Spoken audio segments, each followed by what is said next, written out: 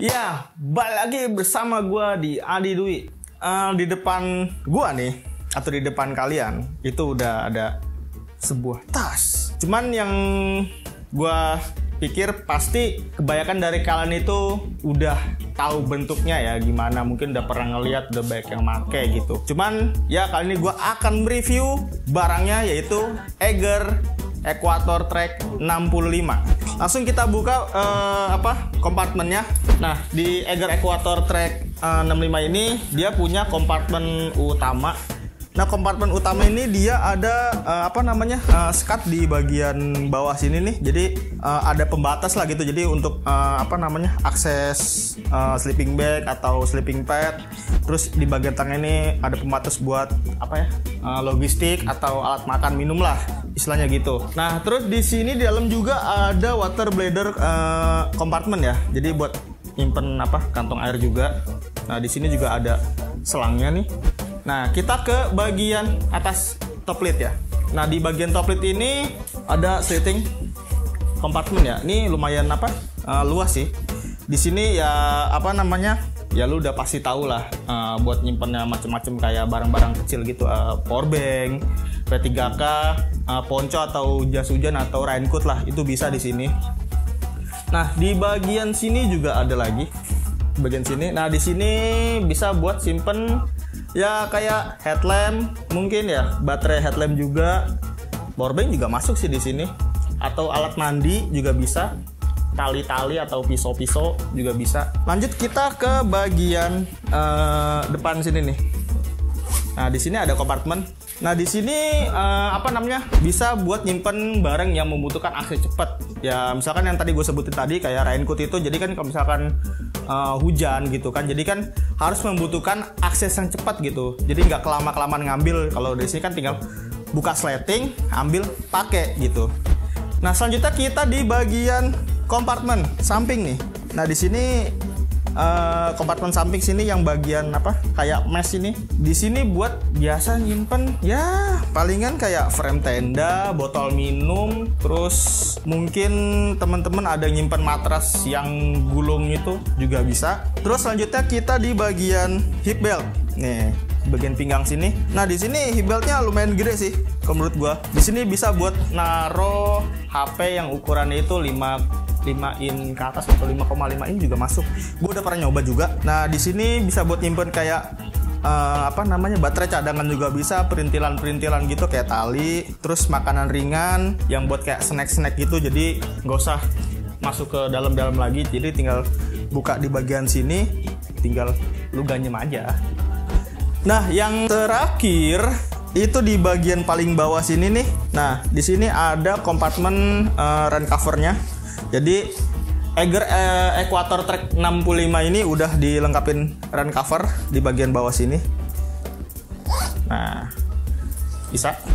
Oh iya, gue lupa tadi untuk menyebutkan material yang digunakan untuk Eiger Equator Track 65 ini. Nah, materialnya itu di bagian bodi sini nih. Nah, itu 210D nilon. Nah, di bagian bawah ini 420D nilon. Jadi makanya kalau dipegang itu feel-nya lebih tebal yang bagian bawah. Nah, selanjutnya gue bakal bahas fitur dan kelebihan dari Eiger Equator Track 65 ini. Yang pertama ini gue bahas fiturnya aja ya. Nah, fiturnya ini yang pertama ini nih tracking pole holder. Di sini ada dua sih. Jadi kalian bisa milih salah satu lah, kiri atau kanan. Dan ini juga bisa selain tracking pole holder juga bisa kapak juga bisa. Jadi kalau misalkan teman-teman ada yang pengen bawa kapak. Nah, selanjutnya kita ke bagian belakang. Nah, di bagian belakang ini ada ini lagi peluit lah. Nah, kalau peluit ini ya gua rasa ini fitur-fitur yang yang umum lah. Umum udah banyak tas carrier yang pakai lah. Nah, di bagian samping sini kan tadi yang gue sempet jelasin itu ada lubang water bladder. Jadi di samping sini nih, jadi selangnya masuk sini, langsung masuk ke bagian karet sini nih. Jadi kalian bisa tinggal minum aja. Kita selanjutnya bakal bahas kelebihan dari Eiger Equator Track 65 ini. Yang pertama, ini menurut gue ya, yang pertama ini torsonya. Kita ke bagian belakang. Nah, torsonya ini bisa di adjust. Dari mulai ukuran small sampai ukuran L. Jadi kalau kalian misalkan torsonya ada yang gede, jadi bisa pakai ukuran L, atau misalkan ada yang kecil ya bisa turunin sampai ke small sini. Dan cara ngaturnya ini dikendorin dulu. Nah, baru ini pengaitnya dicopot. Ya, pokoknya agak susah sih. Nah, selanjutnya di bagian apa ya? Rangka. Nah, yang gue senang dari Eiger Equator Track 65 ini itu bentuk namanya back systemnya. Dia ngikutin postur punggung. Jadi nggak tegak gitu.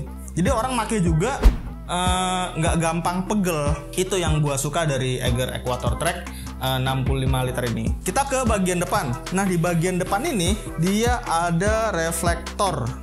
Dan yang terakhir itu di bagian bawah sini nih. Nah, ini ada akses cepat.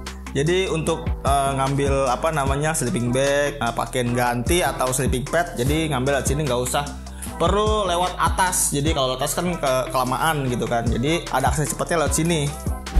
Nah, selanjutnya gue bahas kekurangan dari tas ini. Yang pertama itu di bagian sampingnya dia nggak ada akses cepatnya untuk nembus ke kompartemen bagian tengah ya, atau utama. Jadi ketika misalkan kalian lagi ada urgent lah misalkan, atau ya lapar lah ibaratkan, jadi harus mengeluarkannya lewat atas. Jadi kan lumayan lama lah dibanding lewat langsung tengah sini. Jadi langsung ambil gitu kan. Lebih efisien lah kalau lewat tengah sini. Nah, selanjutnya kita ke bagian belakang. Nah, ke bagian belakang ini masih ada area hotspotnya di bagian back systemnya. Jadi mungkin untuk kedepannya pihak Eiger evaluasi lah ya, atau misalkan mengeluarkan Eiger Equator Track yang keluaran terbaru. Nah, selanjutnya ini lagi nih. Ini menurut gue ya. Nah, di bagian shoulder padnya ini menurut gue ini masih lumayan kaku lah, kurang empuk. Ya mungkin dengan harga yang 1,2 jutaan ke atas gitu kan, ya mungkin menurut mereka sebanding lah ya. Cuman kalau menurut gue ini ya kurang empuk aja, masih sedikit kaku. Cuman kalau teman-teman ada yang bilang nyaman ya it's okay, berarti kan itu kan persepsi masing-masing jadinya. Selanjutnya kita ke bagian depan. Nah, di bagian depan ini atau di bagian top lid, tas ini nggak bisa buat dijadikan tas summit ya, bagian atas ini, atau selempang atau sling bag lah. Jadi beda dengan gua review tas yang Deuter Air Contact yang 50+10 yang light itu. Jadi ini kekurangan juga dengan harga yang 1,2 jutaan ke atas ya. Beda dengan Deuter yang gue bilang tadi, itu harganya di bawah 1,5 tapi udah bisa dijadikan tas summit atau tas selempang itu. Nah, kekurangan dari Eiger Equator Track ini ya menurut gue ya harus dievaluasi lagi lah ya. Nah, itu mungkin sedikit review gue tentang tas Eiger Equator Track 65 liter ini. Ya mungkin kayaknya nggak banyak ya untuk direview, ya memang kompartemennya juga nggak begitu banyak juga. So langsung aja, ada pertanyaan?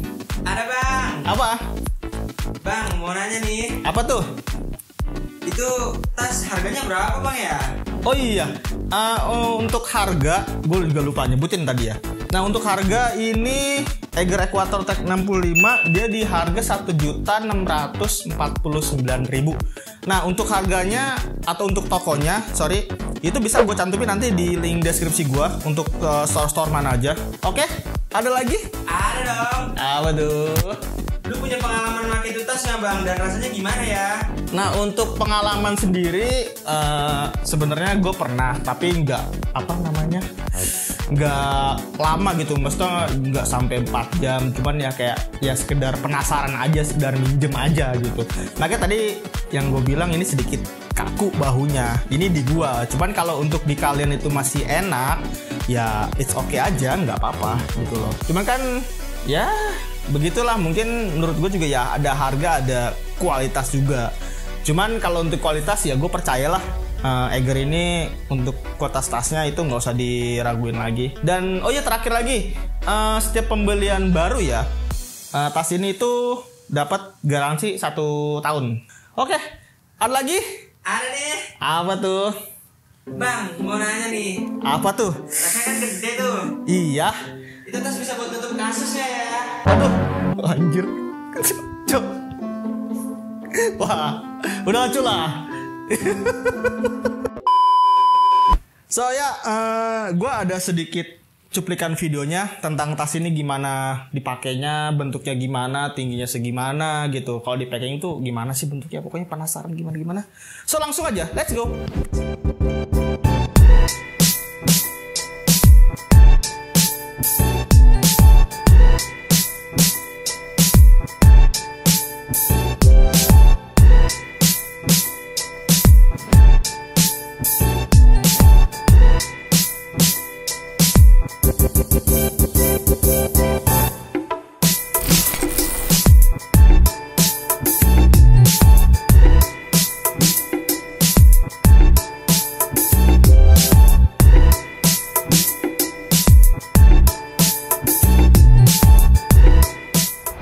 Ya, itu tadi cuplikan videonya. Nah, gimana menurut kalian? Apakah tas ini worth it untuk dibeli atau enggak? Ya, itu sih gue balikin lagi ke masing-masing gitu kan.